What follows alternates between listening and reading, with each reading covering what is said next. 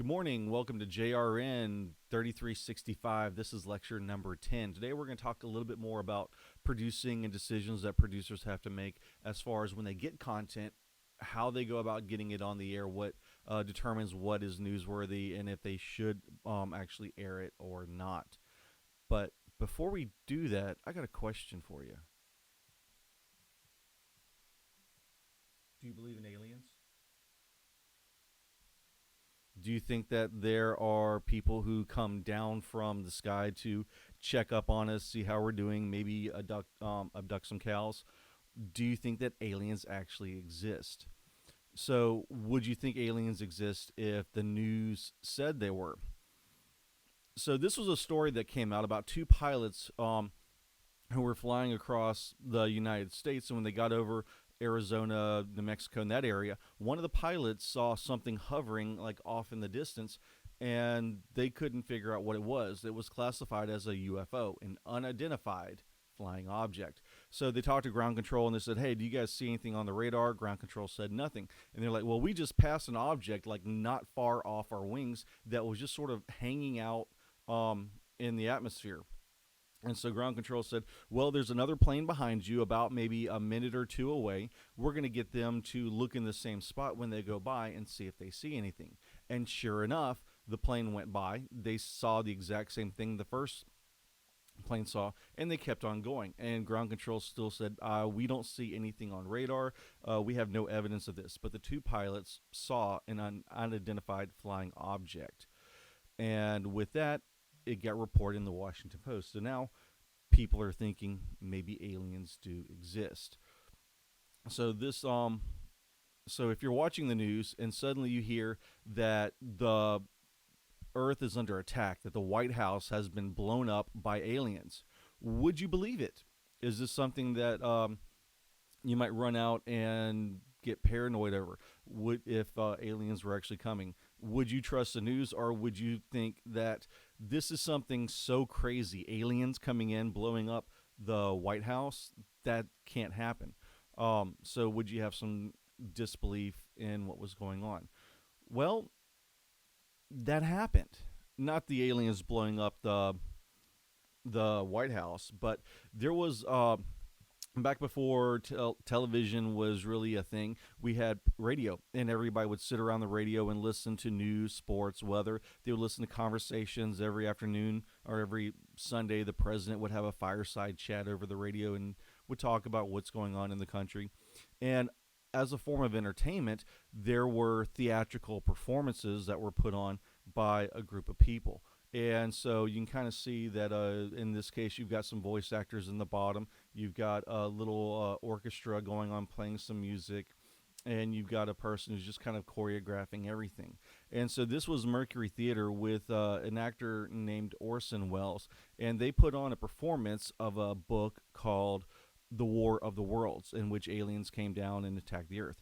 And they presented the story, the performance, in a way that they started off the play by playing classical music for an afternoon of relaxing concerts.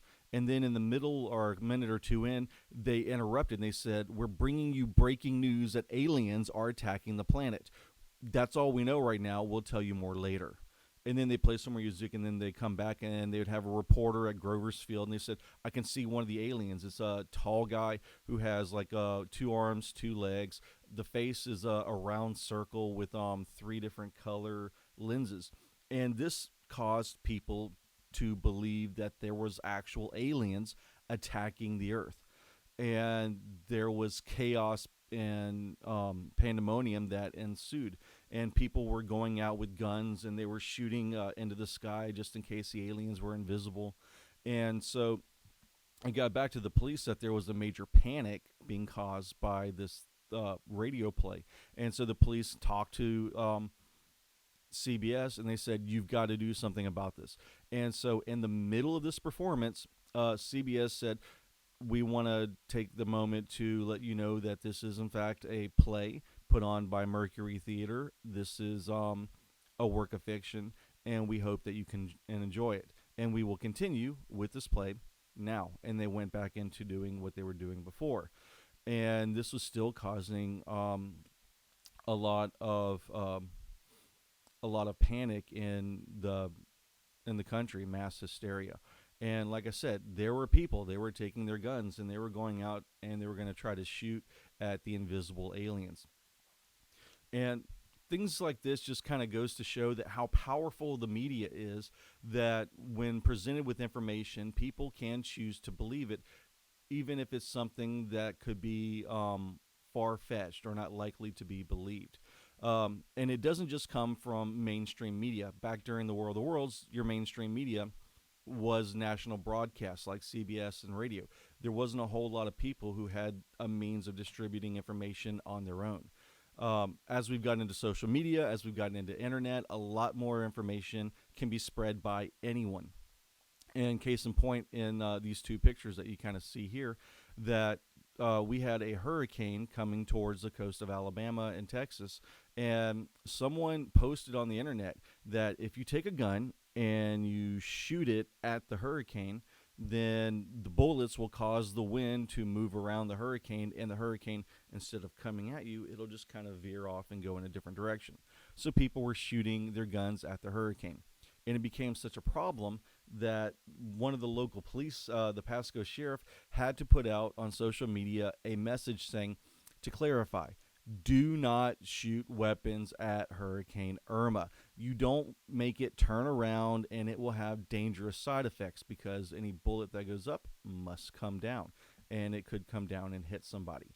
So this just goes to show that people who are not legitimate news sources now have the ability to put out information. They probably did this as a joke, but a lot of people saw it on the internet and they believed that it to be real, and it started spreading by word of mouth, and people picked it up and just kind of ran with it. And it got to the point where, the police had to get involved and say, please don't shoot your weapons at the hurricane. Now, in America, there is usually a tradition that on the first day of April, it's a day of practical jokes and things that are funny, and this is known as April Fool's Day. And we're not far away from that right now. We are less than a week from April Fool's Day. And one of the things that I've always enjoyed is a lot of websites, things like Amazon and a lot of the Google sites like Gmail and things like that, would put a practical joke on their page. At one point, Gmail, one year, I think Gmail said, we have a new feature on email system that will project email straight into your mind. So you don't even have to read it. You can just click on a link and all of a sudden it's downloaded into your head. But people would know that this was actually a practical joke. And on this particular day, this is one of the few days where people actually, see something strange and they would actually verify if it was real or not. Nowadays, a lot of people don't do that.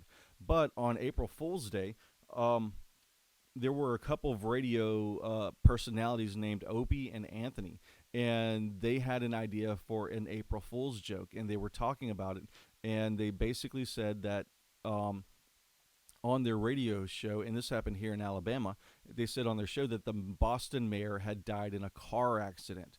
And people in news media outlets in Boston picked up the story and reported it as true.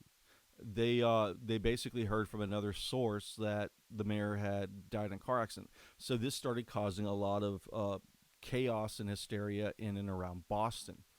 And so people tried to call the Boston mayor and they could not get in touch with him. He was not picking up any of his phones.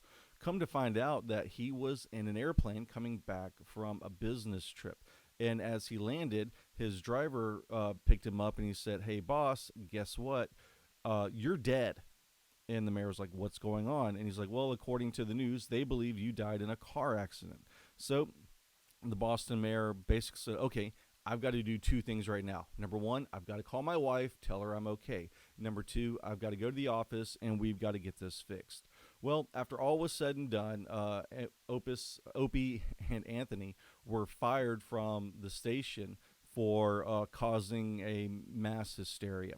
All this because of an April Fool's joke, and because the local media stations that picked up the story did not investigate it further than what two radio personalities in Alabama were saying. If they had called the mayor's office or done a little more diligent work, they might have talked to his secretary, and the secretary would have said, "Well, he left for a business meeting and he's probably flying right now." So, always when you hear something, don't just take it on face value that is true. You want to verify that the facts are actually happening. This is another case of what happened when a news station didn't verify information. There was an actor named Sacha Baron Cohen, and he's this guy up on the left, and he's a comedy actor, and he came out with a movie a while back called Borat, and in the movie Borat, he is a journalist from Kazakhstan, and he comes to America to experience different parts of America, and they film it as a documentary. So he spends time with I believe like at an etiquette dinner, learning proper etiquette, and he doesn't. He's like eating stuff with his hands and ignoring the rules of etiquette. He goes to a fraternity at a university, and he learns how a fraternity works, and he starts acting crazy. And in one particular instance, he goes on a morning newscast or an afternoon, a 12 o'clock midday show, and he started acting strange as well. So like in this first picture, you can see he's grabbed his microphone and he's like trying to yell into it, just causing chaos in the middle of the show. Later on, the weather anchor is trying to do weather. He walks in the show and disrupts the weather. And the TV station basically somebody called the morning producer and said, "Hey, I have a story for you if you want to come in and do it. You just have to sign this release so that we can shoot while you guys are doing news." The producer jumped at it, said, "Great, we'll do it." And then later on, the producer and the station found out that it was a comedy, and that Borat was actually going to be making fun of the TV station. And so after that was done, the producer was later fired. And the producer wound up saying that because of Baron Cohen, my boss lost faith in my ability and second guessed everything I did. So because that producer didn't actually spend the time to properly investigate this documentary, it wound up costing them their job because the news directors, wanted to double check everything they did because they didn't want to come back and look bad on the station. Now, there's a new trend coming out, and this is kind of me just kind of going on a personal rant that everything is breaking news. The president steps out onto the front lawn, it's breaking news. There's a cat up in the tree, it's breaking news. I think we're using it too much, and we're getting to the point where it's getting used so often that people are now ignoring breaking news. And I think journalism has changed it from this is news that is of extreme significance to, hey, this is our latest story, just kind of came out. Um, so there was one story that came out a while back, and I'm going to hide for a second, that said, the Titanic sank 102 years ago tonight. This is breaking news. No, it is not really breaking news. It's what the current story is, but I don't think this actually deserves a breaking news title. So if you guys become a producer, try to get away from sensationalizing everything by making everything breaking news. I would greatly appreciate that. Now, here's another story about why you should check your facts. And this came out in the late 70s, I believe. And in this story, we had only three major news networks. We had NBC, ABC, and CBS. We also had the Associated Press, but they were a different entity. With the Associated Press, they basically had a large teletype machine that was attached to a wall and a bell, and they would send out news feeds all over the United States, and every station had one of these Associated Press machines. So whenever a bulletin would come in, you would hear a bell ring and it would type out the message. And depending on the severity of the message, depend on the number of the rings. So if it was just a normal announcement, it may be one ring. If it was a news event that was world changing, like the leader of a country has died or was killed, a pope passed away, a massive virus is spreading across the United States, the Associated Press would ring three times. And so what had happened was one night, the assignment editor at ABC got a phone call, and they said that the mayor of Washington D.C., Marion Barry, was shot down in his front yard. And they're like, if I know I'm an honest person, but I'm going to give you the number to his office, and if you call that number, his office will confirm what we said. So they hung up the phone, and ABC wrote the number down, and then they called the number, and somebody picked up saying, "Hey, this is the mayor's office." And ABC said, "We heard a report that the mayor's been shot in his front yard." And the person on the other end said, "Yes, that has happened. I can confirm it."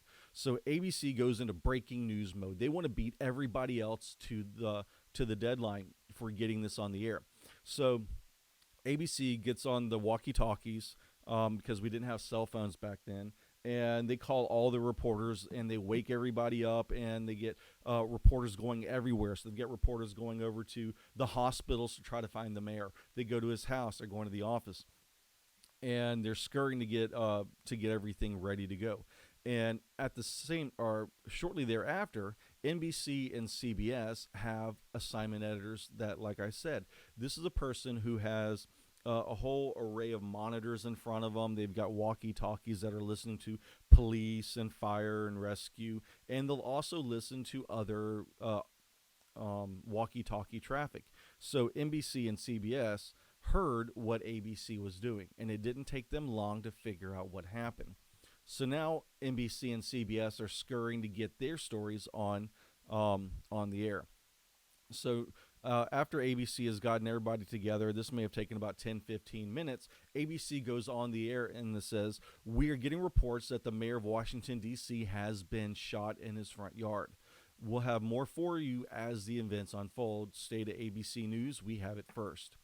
And then about 5 minutes later, NBC and CBS went on the air themselves. And NBC and CBS say, "We are hearing reports that the mayor of Washington, D.C. has been assassinated. We will have more information for you as it unfolds. Stick with our channel." And so after about 20 minutes of ABC airing their first story, NBC called the Associated Press, and they said, "Why haven't you printed a notice saying that the mayor has been shot? We've been carrying this for 20 minutes. What's going on?" And Associated Press said, "We're investigating this ourselves. We're looking into it. We'll hopefully have something out shortly." And then about maybe 10 minutes later, Associated Press put out their announcement across the wire that basically said, "Earlier tonight, 3 stations have fallen hoax to a false report that the mayor had been assassinated." So, what happened?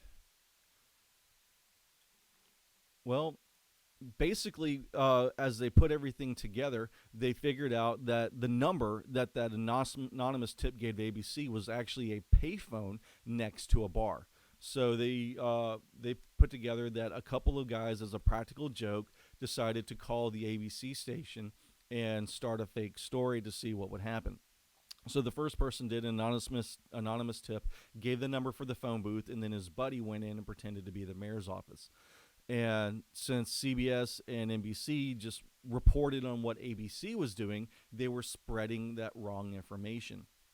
Now, what did Associated Press do that was different? Well, they went to the phone book, and they have a book of phone numbers. They've got like a little Rolodex that has all these little cards that have contact information, and they went to their phone book, and they found the number for the mayor's office in their book of numbers. So they knew this was a good number, and they called that number instead. And the mayor's office said, "We haven't heard anything happen." And about the time that ABC and CBS and NBC did their news stories, the mayor was actually at a bar with friends. And as they were relaxing, having some drinks, one of them looked up to the TV and they saw the mayor's picture and like the word, shot or dead next to him. So they called the mayor, or they told the mayor, "Look at this. This looks weird." And the mayor saw what was happening, and he's like, "Oh my gosh, I need to go fix this. I've got 2 things I got to do. Number one, I got to call my wife, make sure she's okay. Second, I've got to go to the office and straighten it all out." So they wound up basically having to do some chaos control. And in the newspaper the next morning, they said in the Washington Star, the District of Columbia police are searching for a mysterious telephone caller who caused local television stations last night to broadcast erroneous reports that Mayor Marion Barry Jr. had been shot on the front lawn of his home in Southeast Washington. Um, so they basically talked about a little bit how the special assistant supplied the call with detailed information about the alleged shooting. Um, and then so they had to go in and do a lot of crowd control to calm that. Here's another example of getting news and trying to kind of get it on the air as soon as possible. And this is Asiana airline flight number 214, which was flying from, and I can't remember where in Asia. One of, anyways, it was flying from Asia into the United States, and it was going to land in, San Francisco. And so what had happened was when the flight came in, most airplanes come in and land about around these white marks. Well, this one wound up landing too short and hit the front of the runway. It could have gone into the water, but it wound up skidding and pulled over and ended on the side of the runway. And so as soon as television news stations found out about it, um, they sent out videographers to go and cover this.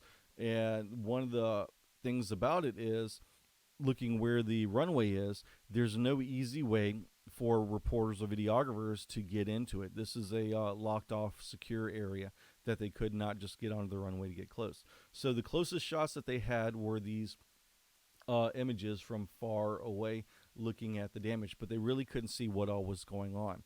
And so thanks to modern times, you guys have cell phones, and a lot of people are using their cell phones to take pictures and post things on social media. And that's what had happened here, where there were people who were actually aboard the flight who were taking pictures. And I like this first one because you've got a guy taking a picture of another person taking a picture. And one of the things is when you take a picture on a cell phone, your camera, unless you've turned it off, will most likely tag that photo with GPS coordinates. And so now there is software that TV stations or pretty much anybody can use to monitor what's going on in the realm of social media. So I could do a search for Flight 214 and see if anybody was talking about it. Or what I can do is I can take my software and zoom into a particular area and see if there were any tweets coming from those GPS coordinates. And when they did that, they found out that there were pictures and video coming out of this.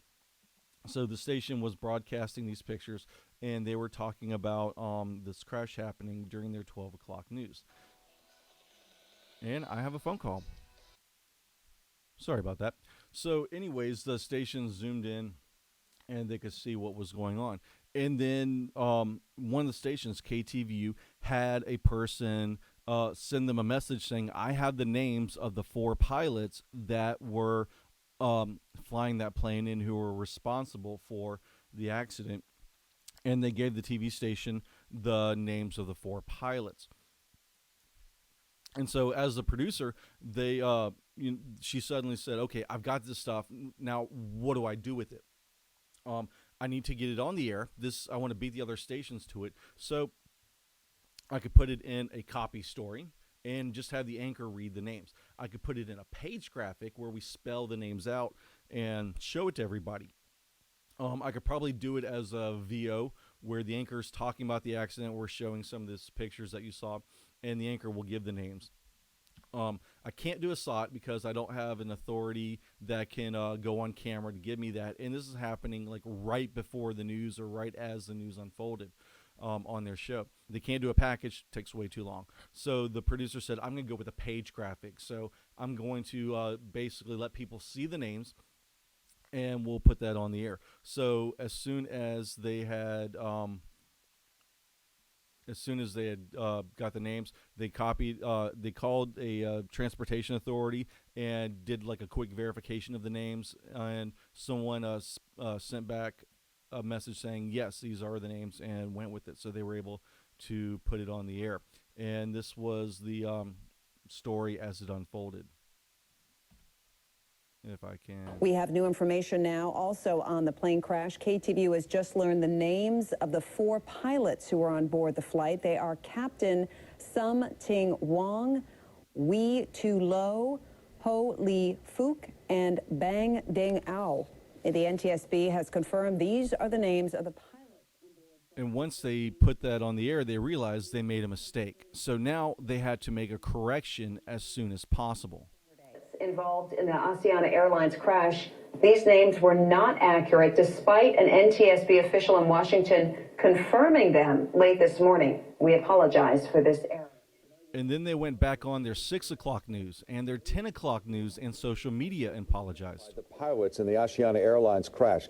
We made several mistakes when we received this information. First of all, we never read the names out loud, phonetically sounding them out.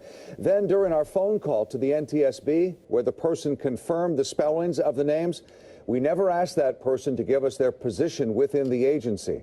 We heard this person verify the information without questioning who they were, and then we rushed the names onto our noon newscast.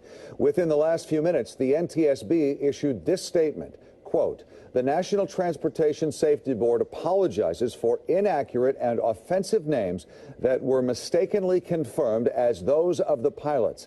A summer intern acted outside the scope of his authority when he erroneously confirmed the names of the flight crew on the aircraft. We work hard to ensure that only appropriate factual information regarding an investigation is released, and we deeply regret today's incident. Appropriate actions will be taken to ensure that such a serious error is not repeated."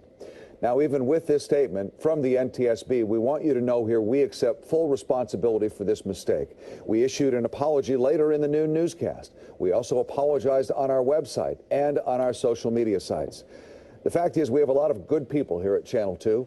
And on behalf of all of us, I want to tell you that we pride ourselves on getting it right and having the highest of standards and integrity. Clearly, today, that did not happen. We made a mistake. So again, from all of us here at KTVU, we can only offer our sincerest apology in this case. Wow. Imagine what it must have been like to be in that control booth as it comes in. You get news nobody else has. You're going to rush it to get it out on the air. And then as it comes out, you suddenly realize this is not right. We've just put out wrong information, and we've done it in a way that makes fun of people, and this is going to come back and seriously hurt us. And it did. After the announcement had come out, Asiana Flights filed a lawsuit against KTVU. They're saying that the action being taken against the report not only disparaged Asians in general through the use of racially charged epitaphs, but also severely damaged the reputation of Asiana Airlines. And I overshot that.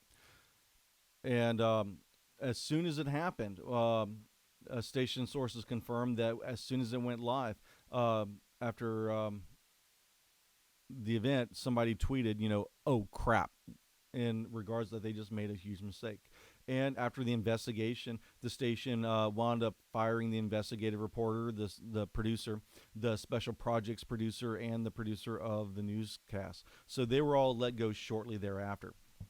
A fourth news producer was later left for what they called health reasons. So they gave that producer a chance to gracefully retire as opposed to being fired. And then about 2.5 years after the incident, they were talking to Andy Schnobil, who was a person who worked there. And they said that people were working harder and harder but feeling less secure about what was hitting the air. This episode was emblematic of the pressure reporters everywhere are under to get information out as quickly as possible. So they were trying to get that information out as fast as possible, but they missed putting it on making it available or researching it thoroughly. And at the NTSB, they basically, I think they had all gone to lunch, and an intern just had a station call, and they said, "We have 4 names that we need to verify." And they didn't say them out loud. They just put in They just spelled them out, and the guy says, "Yeah, that sounds fine to me, I guess. So go with it." And didn't realize that the names were actually were making fun of Asian people. If they just said it out loud when they looked at it, they might have caught on to the what was going on. So this brings us to the world of breaking news and information that's bombarding people all over the place.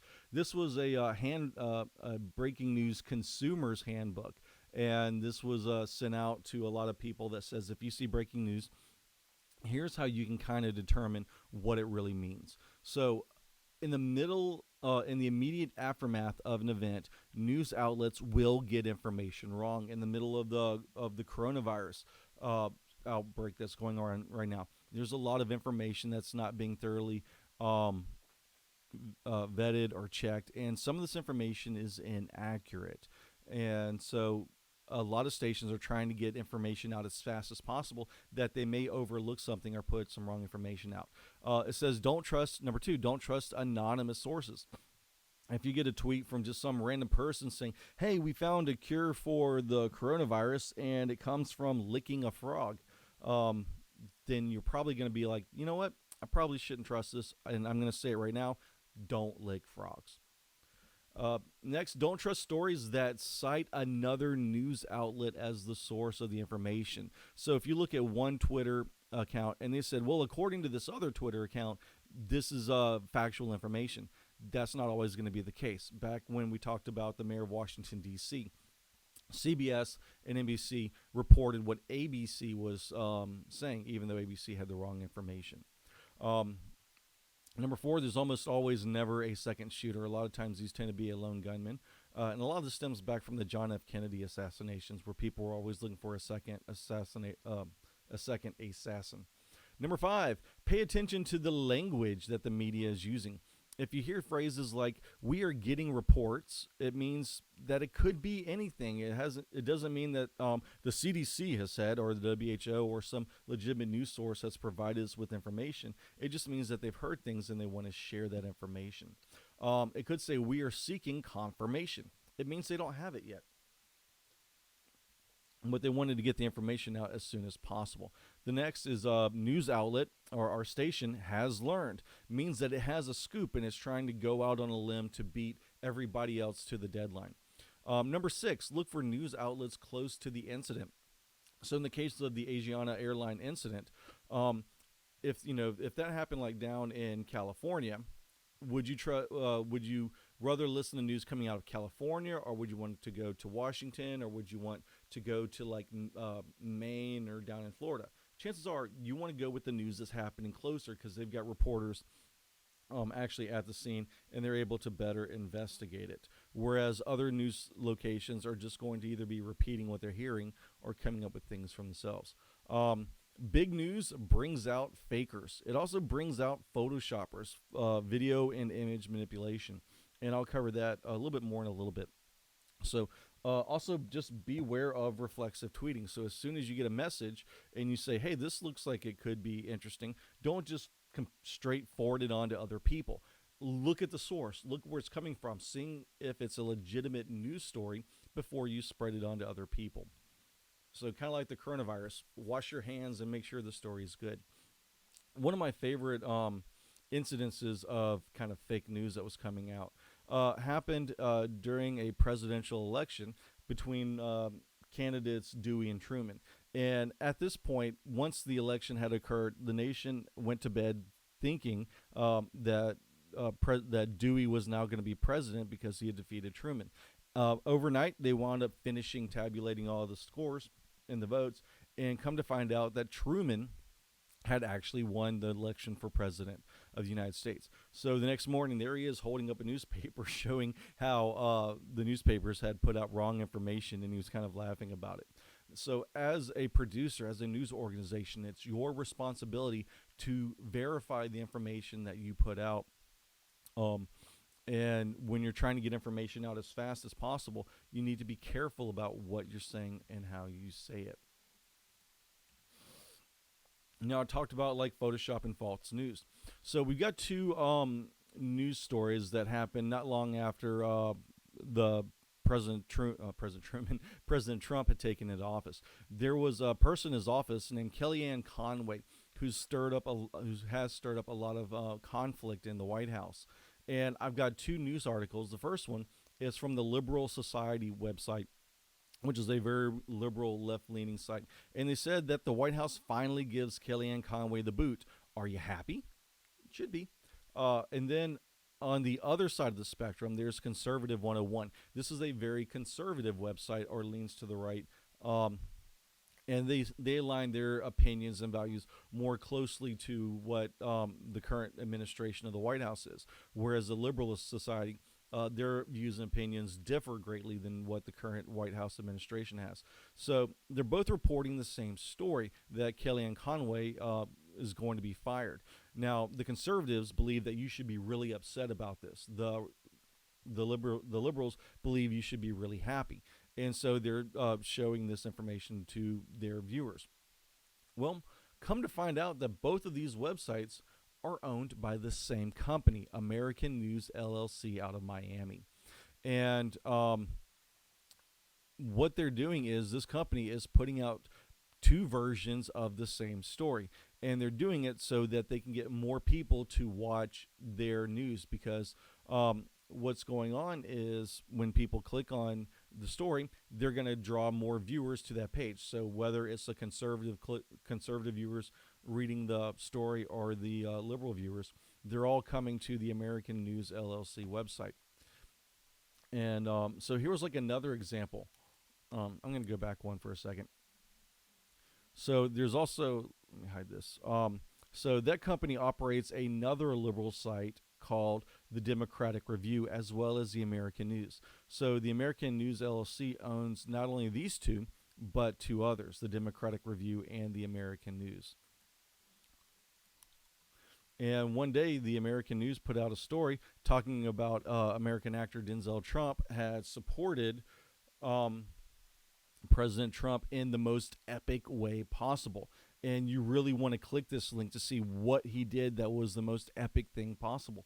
And under, let me see if I can find this. So in the upper corner, this happened in 6 hours ago. And it already had 10,000 people sharing it with their friends and family. It had 1.4 thousand comments. It had 42,000 people providing a like or a social media page on it. And someone said that later on, they confirmed it. This is 100% made up. Nothing is true. Denzel Washington has not supported President Trump in the most epic way. But this article was put out by American News. So why did they do it? Well, it comes down to your mouse and clicking on links. So I went to the American News site and looked at it. And at the bottom of the page, there were all these advertisements. And so by coming to this page, you automatically give that company a little bit of advertising money just because you followed the link to see what Denzel Washington did.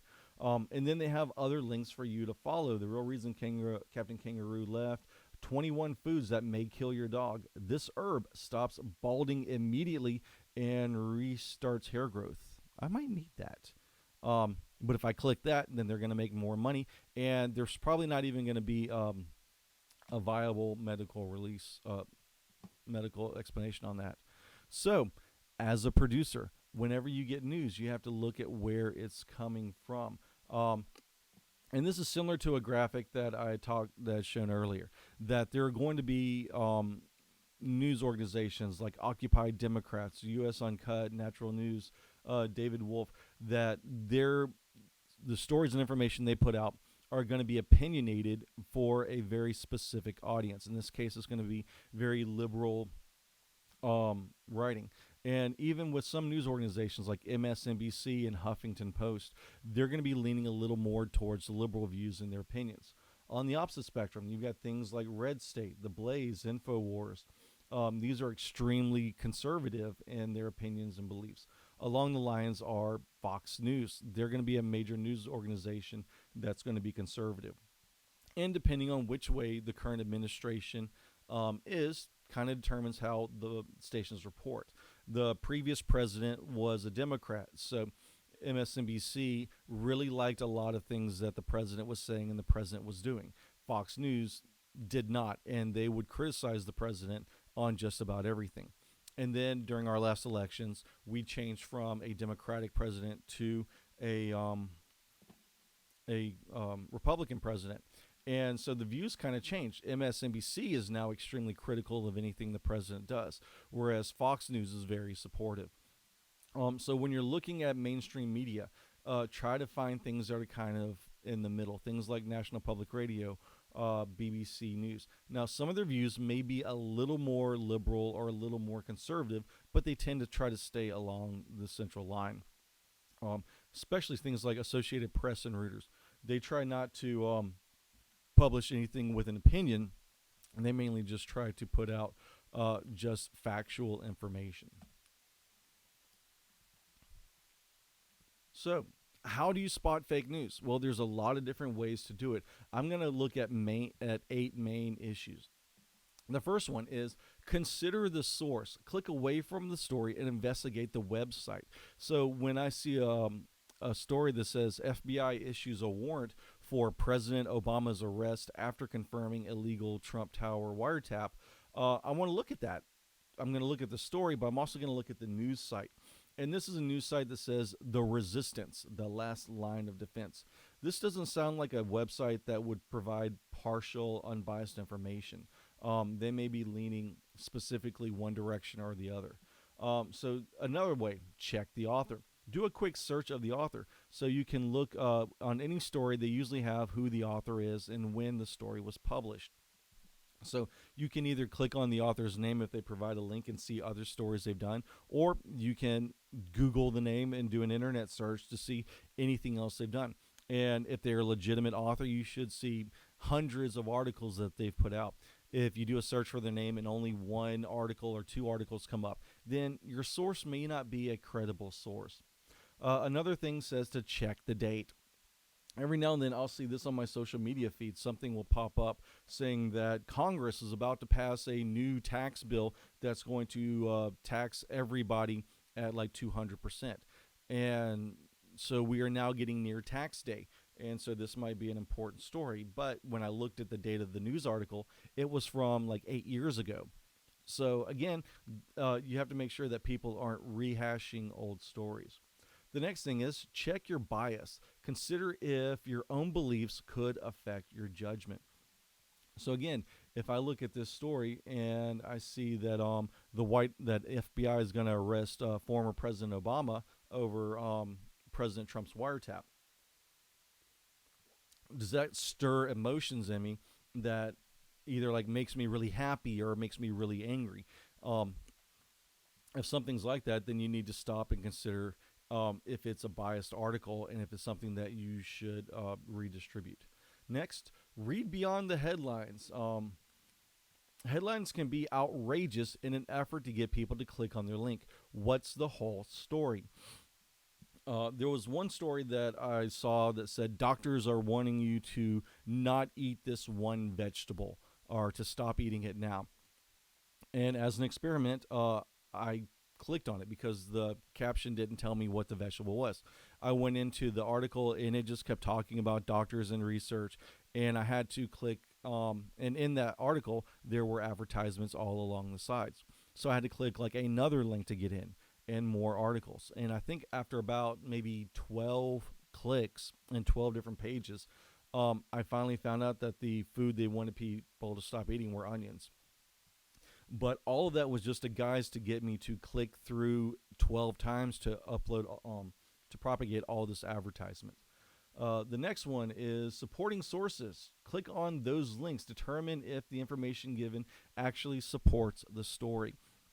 So a lot of times if a story is reporting facts from other companies, like if they're reporting on something the CDC says or something on the coronavirus, if they're reporting on something from the British health agency, they should include a link to the actual source and let you click on that and you can see what they're quoting and what they're talking about.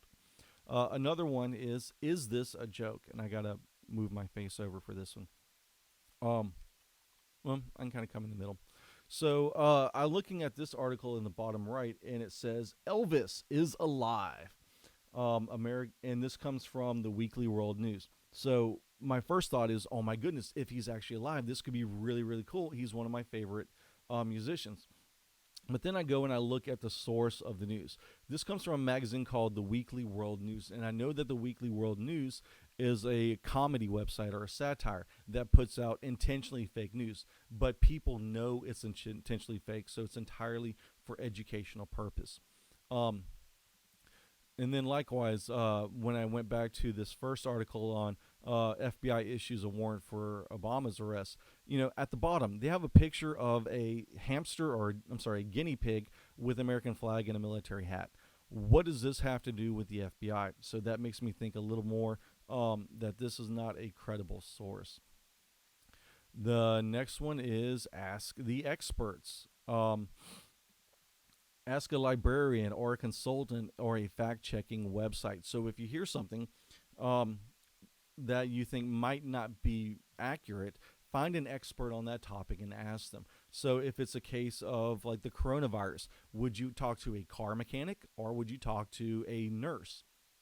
And as Americans get closer to tax day, if there's stories about taxes coming up, would I prefer to get information from my uncle who runs a pottery store, or would I want to get information from an accountant or CPA who knows a little bit more about the tax code? So always, don't be afraid to ask somebody else for information. Another thing that you might want to look at in the case of upper right corner, this was a story that came out saying new McDonald's in Scottsdale run entirely by robots. And this story came out as people were talking about with minimum wage going up, that a lot of restaurants were switching to automated services. And one of the things that McDonald's did was they put in the touch screens that you can go in and you don't have to talk to a person at the register. You just touch your order, hit send, and you can go pick it up a minute later. When the person was, when the person was looking at this story, they saw the ABC News logo and they thought it looked kind of strange. And upon closer look, and I've got the official logo next to it, you can see that it's not the same graphic. The text is a little bit different. The circle is a little bit different. The font use is a little bit different. So this is obviously a fake news site trying to spread misinformation. And they're doing it to pretend to be ABC News. And if you probably looked at the web address may have been like abcnews-newsnow.com instead of just ABC News. So that's one of the things where you're kind of checking the source of where it's coming from. So now we're going to shift gears a little bit. And we're going to talk about what did one anchor say to the other. You going to read that? As a producer, it is going to be your job to determine which anchor is reading which story. And producers tend to write all of the scripts for their anchors. Now, during a newscast, a producer must be able to keep a balance of the anchors introducing stories. And if you especially have two anchors, you don't want to give all of your stories to anchor A and leave some with anchor B. So for this, a lot of times stations will start off with giving anchor A the first story, B the second story, and they'll bounce back and forth. And then sometimes they'll have both anchors read a story together. And so the producer will have to adjust the text to better match the reading style. So the way the anchor on the left reads may be different than the way the anchor on the right reads. So as a producer, you're going to have to adjust your text for what you're writing for the different anchors. And one of my favorite stories that came out was we had a student that went up to Aaron and they said, this story is going to be in our news tonight. I don't know how to pronounce it. What do I need to do? And Aaron's answer to that was, give it to the other anchor. Let them read it. And so they said, that sounds like a great idea. And they did it. So they were looking at the word. They're like encephalopathy. I'm not sure how to pronounce that. So the other anchor went and looked up how to pronounce it. And you actually pronounce it encephalopathy. And the anchor took that broken spelling or that phonetic spelling, and they put that text into their script. So when it came time to read it, instead of seeing this long word, they saw it broken up into syllables. So they could say encephalopathy, and that way they could read it on the air without trying to get stuck on it. We also had an anchor a while back who got stumped on the word acetaminophen. And so he was trying to introduce it, and he kept saying it wrong. His brain kept saying like acetana, methylene, acena, and then they just said, we'll go on with the story. And so they wound up, playing that. So as a producer, you do have the ability to spell phonetically syllables to kind of help out with your anchor's reading. Another thing for a producer is determining who gets to read which story. There was a story that came out from ABC7 in New York, and the story was about a rapist, and the producer decided that this anchor, the anchor on the left, should read the story about the rapist, and they included a sketch. And a lot of people thought it was slightly amusing or interesting that the sketch looked a lot like the reporter. And so then the producer had the opportunity when they were writing the script to give it to the other anchor. And I've never had a chance to find out why, but I'd be interested to know why the producer gave it to the male. Was it just that was the third story and he reads the third story? Was it a case of the producer thought it would be more serious if he read it versus his counterpart? I don't know. But as a producer, they chose to have that anchor read that story.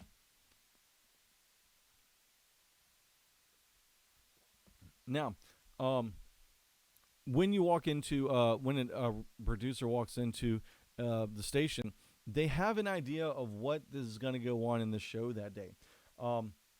And they kind of have templates that they use. So for a template that we have, we know that we're going to start our news off with a squeeze, which is a preview of everything coming up. We're going to play our open, which is animated, and it's going to have the anchors reading today's date. And then I've got 3 stories that are going to play. Then we have a state story that's going to come in, and then we go into the tease. And so when we look at the rundown for the whole show, again, we've got our first block of news, which has 3 stories. And we start local, and then we move into state news. The next thing that we have is the tease, which is our commercial break, and then sports. And as a producer, you do not have to write every single script or every second of every single script. You can delegate some of that out. So in this template, it looks like sports has just 5 minutes. And since sports is their own autonomous department, they're just going to go with it. The producer doesn't have to write any scripts for that. Sports will provide it. Then we got the toss, and then we've got our national stories. After that, we're going to go into, looks like, weather, and then we'll end the show with Trojan Talk. And so a lot of this stuff has already been timed out. And looking at the script, we still have 35 seconds. So our show is 30 minutes, and each story we do takes off a little bit of time. And so right now, when we finish all of the scripts we have, we still have 35 seconds left to fill. So with that, the producer has to come up with another story to fill or to find a way to stretch some of the existing stories out because the time is still a little too short. Now, inside of our software, the producer has parts of a script that they'll fill out. Things like the story name, the text that the anchor is going to read. They've got text for the director that's going to help the director of the show. They may have special notes for graphics, and then other information like what kind of story, where the anchor's reading it, on camera 1, camera 2, camera 3, and then how long the entire story is. And so they've got to fill this out for every story. So let's build a script.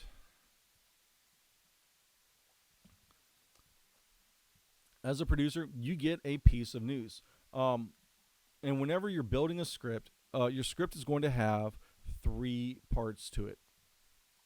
It's going to have the introduction. This is going to be a tease a little bit to get people interested in watching the story to find out the information. The next part you have is the body, which is the main part of the story that provides the information of what's going on. And then you've got the tag. The tag is something that happens at the end of the story. It'll either reiterate something important within the story, or it may provide information that was not available in the story. So in this story, we talk about Campus Kitchen is teaching the community something new. And inside the package, you find out that they talk about community gardens. And then the tag says, if you want to help out, you can go to their office, which is in Eldridge Hall at 115. This was information that the package did not include. So as an anchor, you can add that information in as well. So I'm going to glance over a lot of the scripts and kind of show you the information. Now, when I look at a script, each of these lines represents 2.5 seconds of text. So every 2 lines is going to be 5 seconds. And when you time something, you can time only what you hear. You don't time anything that you see. So for this story, this is a copy story, and this is just a reader, and the anchor is going to read nonstop. So the introduction is the university's athletic director is leaving Troy to take a similar job in another university. And then the body talks about more about what's going on. And then the tag says an internal committee is going to hire a new one. And based on all these lines, it's going to take about 32 seconds to read. For the next story, a page graphic. The introduction talks about we now have the SGA election results. And then we put in a graphic with the names to show you.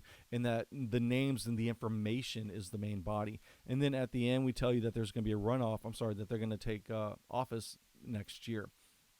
And I've got an information such as Xavier's reading the story.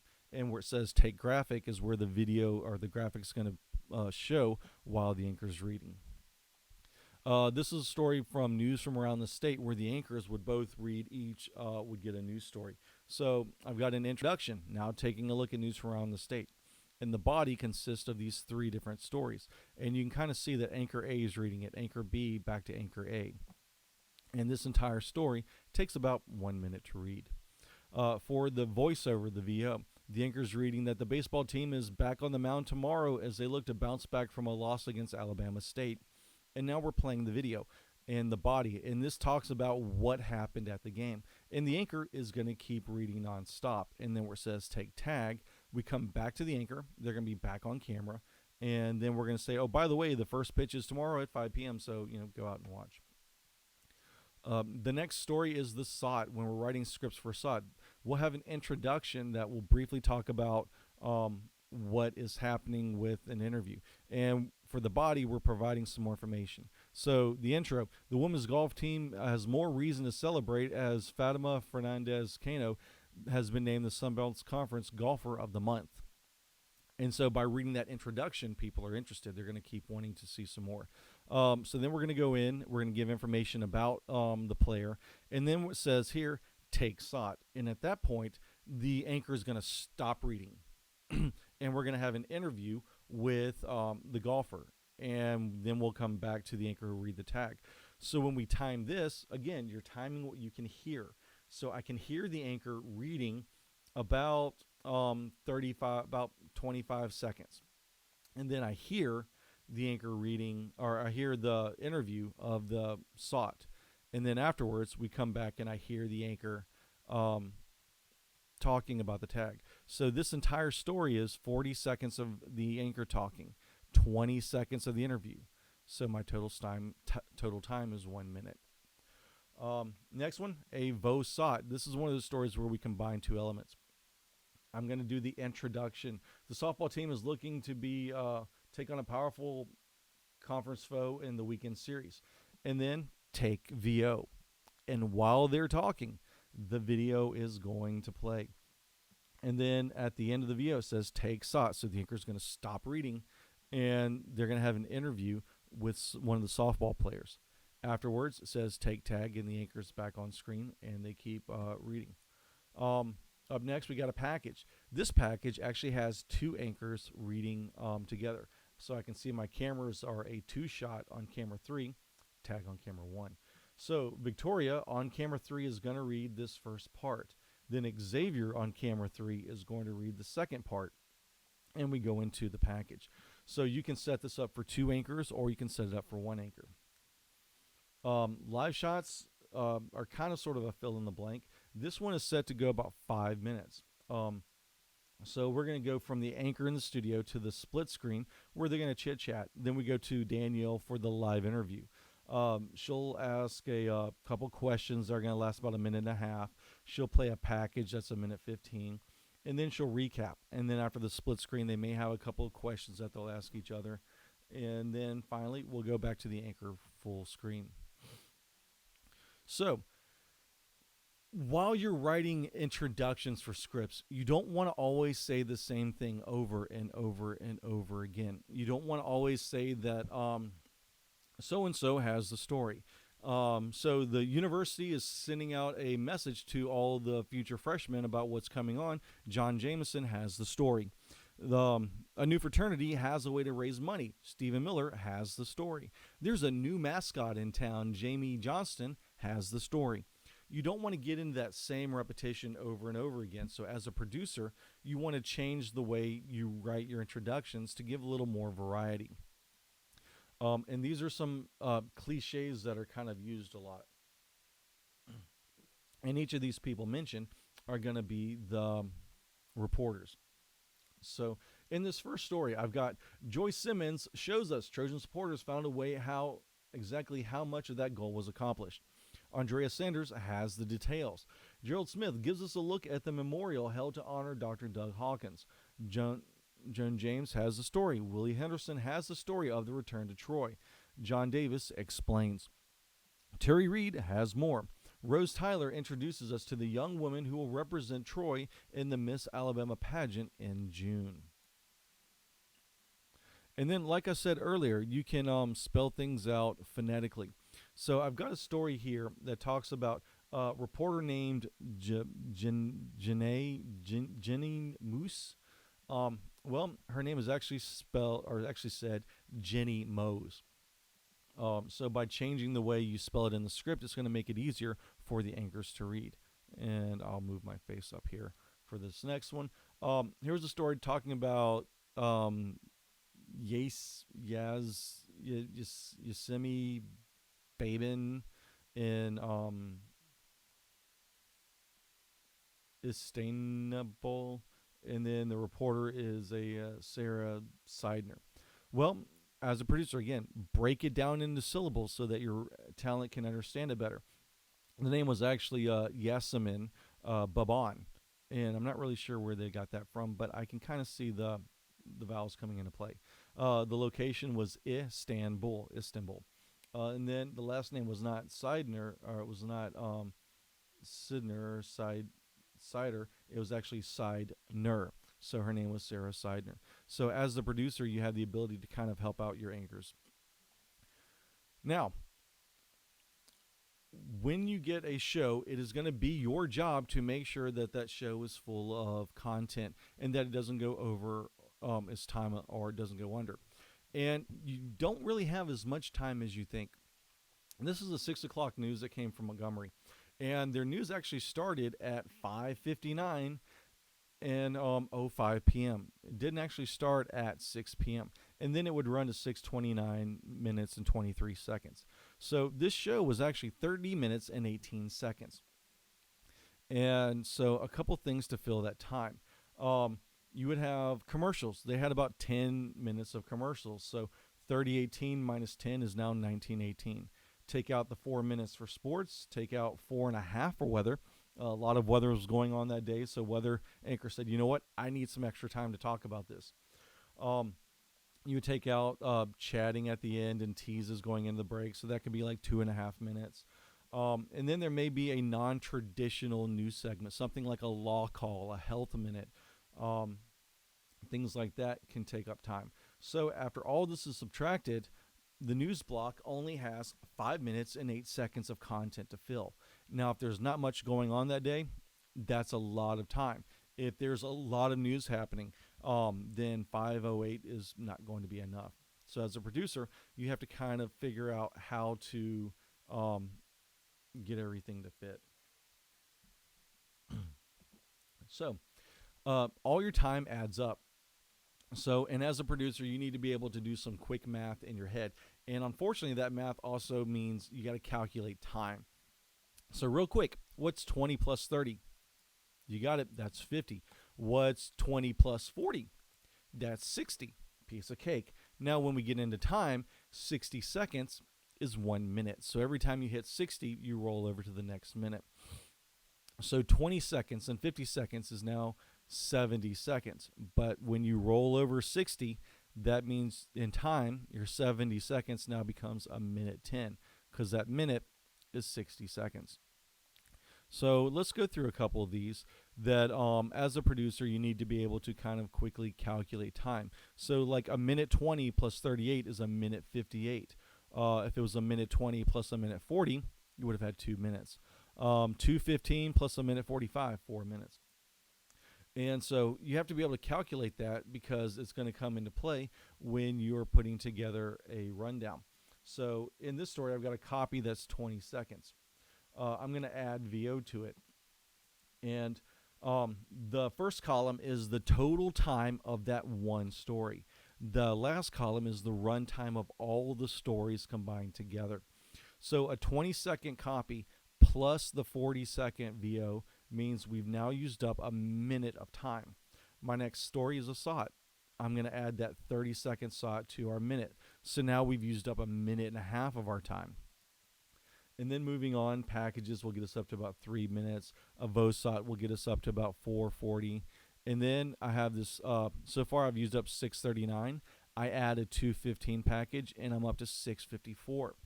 So if I went and I looked at the rundown that we had earlier that said that I only had 5 minutes and 8 seconds, I've used way too much time, and I've got to take something out to get that time back. So when you're calculating time, you've got to look at a couple of elements. You've got the anchor text, however long it takes the anchors to read the introduction. You've got the video that's going to play in the case of a package. So my anchors are going to take 16 seconds to read. The package is a minute 28. So the total story time is both of those combined. And now the runtime is all of the stories that are added together. So as we produce the story, I'm going to throw in a couple of packages, a baseball. I've got a VOSOT, and I'll get out of the way to kind of fill up our show. And so by adding each story in, I've taken up a minute 7 for this particular news block. And so I might need to add other elements to it to kind of fill out if I need like 15 or 20 or 30.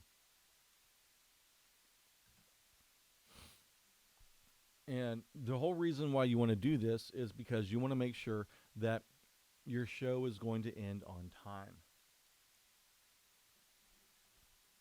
And so when you start off at 6 o'clock or the 5:20, 59, 23, your show starts at 0. And as you add time to it, you want your show to end 30 minutes later. No more, no less. If my show ends and I still have 5 seconds, then we've got to fill that time up, well, somewhere. If I've gone over my time, then we're just going to go off the air while video is playing or while the anchors are still talking. So if your show comes out and you're under time, you're known as you have what's called a light show or an under show. If the scripts that you have puts you over your allotted time schedule, you will wind up being heavy. So this is a rundown that we have in our show. And by the time we get down to Tea Talk, this is a 5-minute story. And so I look at this clock that we have, and this clock started 30 minutes at the beginning of our show. And this bottom time is however much time we have left in the current segment. So I'm going to subtract 5:30 from Tea Talk from 9:55 left in the show. So when I subtract that, at the end of Tea Talk, I'm going to have 4 minutes and 25 seconds before I go off the air, before they cut off the switcher. Now, in order for me to do Health Minute, take a look at this, weather wrap, close, and a PSA, I need 4 minutes and 20 seconds. So 420 will go into 425. I even have an extra 5 seconds over. So that means when I finish the PSA, there's 5 seconds extra or left for me to put something into the show. So what I might do is I would move up a little bit. I might take that 5 seconds and I would add that 5 seconds to the close and let the anchors talk a little bit. So now my close is going to go from 25 to 30 seconds, and my show will end at 0. Another thing to help out producers is a fun little story at the end of the show. And this is what's called a kicker. A kicker is usually an offbeat or funny story that typically is used at the end of a newscast that gives the anchors kind of something to talk about. It can even be put into the middle of the show if need be. And the thing about kickers is they're not real important news. They're just kind of funny. And so if a producer has looked at their show and they realize if their show has gone over time, they can kill that kicker and come back to their 30-minute mark. And kickers can come in a variety of formats. They can be a copy, a VOSOT, or even packages. So here's an example of what one kicker might look like. Well, just in time for St. Patrick's Day, crowds are coming by the dozens to get an up-close view at what some say is a piece of Irish folklore. Some people in the Crichton area of Mobile say a leprechaun is taking up residence in their neighborhood. A leprechaun. NBC 15's Brian Johnson has more.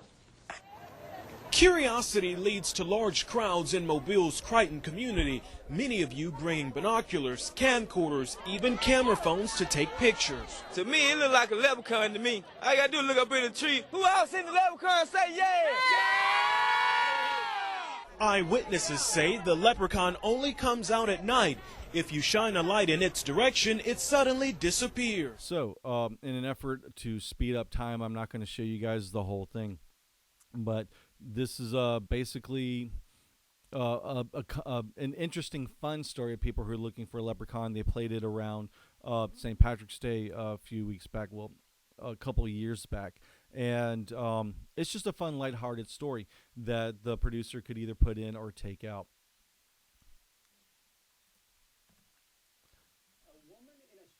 And so that basically, here's another example of what a kicker at the end of a show might be. This one is a VO. A woman in Australia is getting national attention for what she sleeps with in her bed. Take a look. That's a freshwater crocodile that Vicky Lowing is snuggling with. She says she saved the reptile when she found her dumped on her doorstep 2 decades ago. Who just dumps a crocodile on someone's doorstep? Anyway, since then, she nursed the creature back to health, and the two have formed a special bond. First, initially, I was a little bit concerned when the snout's near your face, but I realised that she just wanted to be close to me. Wow. Now, Lowing has several other exotic pets. I'm sure you're shocked, including an alligator in the bathroom. Why not? A saltwater crocodile in the garage, and there's a cat, and none of them seem to mind her little frisky feline. What a special place to go and visit. You can make it out alive. I mean, she sleeps with it? You know what? People sleep with their dogs and cats. Why not a reptile? Okay, because his teeth are a lot sharper Oh, and it could bigger. kill you while you're sleeping. Yeah, Okay. exactly. Okay. That's all. And so as a kicker, it's a type of story that a producer can use to help round out the show. And then, like I said, if you run out of time, you can just get rid of the kicker. You don't have to use it, and it can kind of help a producer get their story back on track. So as a producer, there's a lot of different information that you have to use at your disposal to determine if it's something that's important. And also, it's your job to not only make sure that you get news out, but that you get out the right news. But you also have to fill your show and fill the entire content and the entire amount of time that you had. And so what we're going to be doing in a little bit, probably next time we're going to talk about, is filling out more of scripts. And so I'm going to give you guys an assignment where I had you all go in and you watched a news story for me. And you're able to write down some information about that. And now I want you to take that information and you're going to put that into a script. And your script is going to have like an introduction, a body, and a tag on the end. So here's your assignment. Your assignment is the package to script. It is up on Canvas. And you're going to go back to the package breakdown that you did. And you're going to pull some information off that, and you're going to write it into a script. And this is going to be due tomorrow, March 25th, by about 1 p.m. And it shouldn't take you very long to do. So what I did was I watched a story, and this story was called "Hot Enough for You." So I'm gonna go in and do like the assignment for it, and I think I have it up on. Yep. So when I did the package breakdown, I answered 6 questions, and so now let me switch over to that and pull up Canvas. So in Canvas, there are my questions from the package breakdown. And then for package to script, you're going to download this file. And this file is a sample script for you to use. So what you have is you've got things along the lines of the story name. So I'm going to call this Hot Enough. Anchor, I'll say the anchor will be me. And I'm going to put this on camera 1. And this type of story was a package. And then it says in this little template, what's the story name? It's going to be the same thing as what we had up there. And I'm going to type in all capitals, hot. Anchor name is going to be Jeff. And this says insert the story text here. So I'm going to go back and I'm going to look at what I wrote in that question number 2. Give me a story give me a description of what it's about. Give me a paragraph.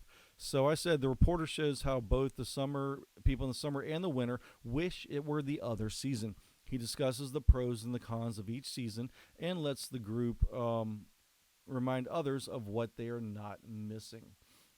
So as the introduction for this, I want to write something along those lines, but it's going to kind of give you it's going to cause interest for people to watch your story. And so right now, we're doing this in the middle, the summer's about to come up. So, let's see, what can I say? As summer approaches, many people, and I can't type correctly, many people feel that the temperatures are too hot for them. And while most people complain about the heat and wish it were winter, we're still winter. Steve Hardman has a reminder for them, has a message for them from the people back in the winter. Be careful what you wish for. You might just get it. What you night. And then it says take story type. Well, what kind of story is this? It was a package. So I'm going to take that out and put it in package. This is a tag. So who's my anchor? My anchor is me. And then I'll put in a tag, something about the story. And then so I could possibly like do some research into the Farmer's Almanac or look at like Weather Channel, AccuWeather, weather sources. And we could put a tag in that according to the Farmer's Almanac, temperatures are expected to be slightly warmer than usual. Speed. Slightly. Okay. So here I've got an introduction, and then off to the left side I've got these are the notes for the director. So the first is take the story type, and it says choose. Well, the story is a package, so I I'm going to leave it as a package. According to the story I did, question number 6, how long was it? It was 2 minutes and 21 seconds. That's how long my video was. Question 4, does a reporter, question 5, how does it end? On a signature out cue, on a sig out, or an out cue? In this case, he ended it on a sig out where he said his name. So it's a sig out, and I'm going to put his name in. So when I hear like Steve Hartman, CBS News, I know that the story is done. We go back to the anchor. And so that's going to get most of this done. And the last thing I have to do is figure out the total story time. So like I said, each of these lines is 2.5 seconds. So if you combine 2 of them, that's 5 seconds. So we'll say that's 5, that's 10, 15. I'll say that's 20. And then that's about 25 because get it will kind of fit in there. So I've got 25. So 25 plus 221 is going to be 256.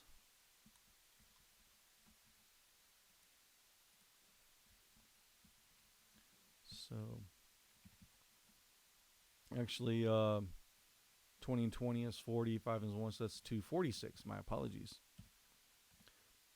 So for this script, the entire story is going to take me 2 minutes and 46 seconds because it's going to take me 25 seconds to read only the anchor text. If you noticed, I did not count I didn't count those as a part of it. I only counted that total story time. And so that is the script. So once that's done, we'll go and upload that to Canvas. So it took all that information and put it in there. So I'm going to skip that because I was able to actually kind of show it here. So that's what I want you to do. I want you to go in and take the package breakdown that you did, and you're going to put it into the single story and submit that to me tomorrow afternoon. I may even just extend the deadline till like midnight because this video got out so late. So I will see you guys next time.